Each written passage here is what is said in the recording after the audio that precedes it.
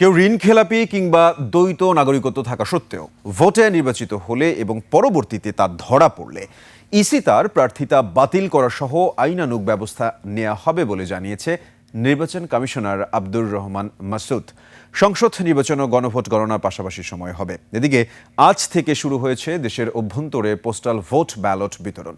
মানিক শিকদারের report. গণভোট ও জাতীয় নির্বাচনের আর মাত্র বাকি আছে 16 দিন।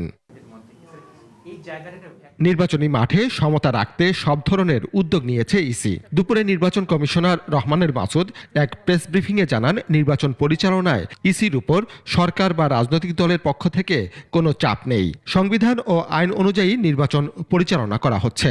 একটা ভালো নির্বাচন করার জন্য যে সমস্ত পদক্ষেপ নেওয়া দরকার আমরা সেই পদক্ষেপগুলো নিচ্ছি। বাংলাদেশে বর্তমানে যে সমস্ত দল তাদের রেজিস্ট্রেশন বহাল আছে প্রত্যেকের জন্য সমান সুযোগ আমরা সৃষ্টি করেছি।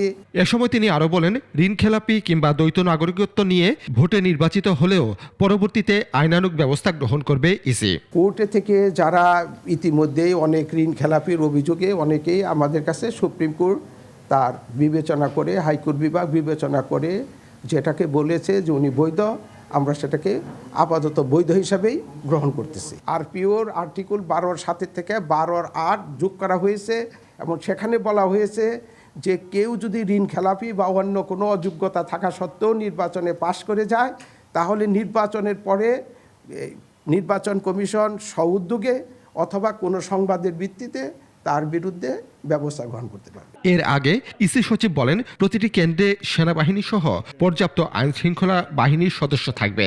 নিরাপত্তা রক্ষায় 25,000-এর বেশি কেন্দ্রে বডি অন ক্যামেরা সহ আধুনিক প্রযুক্তি ব্যবহার করা হবে। 25,000 থেকে 30,000 কেন্দ্রে বডি অন ক্যামেরা পুলিশের ওখানে থাকবে। তারপরে আপনার আরেকটা হচ্ছে যে আনসার একটা গত পূজার সময় একটা অ্যাপ ব্যবহার করেছিল, সেই অ্যাপটাও আমরা এখানে ব্যবহার করব। যার বাহিনীর কাছে তার কমান্ড স্ট্রাকচারটা থাকবে, কিন্তু সামগ্রিকভাবে কোঅর্ডিনেশনটা আসবে। কোঅর্ডিনেশনের মাধ্যমে এটা নির্ভর করবে। Nobody is going to overpower anybody.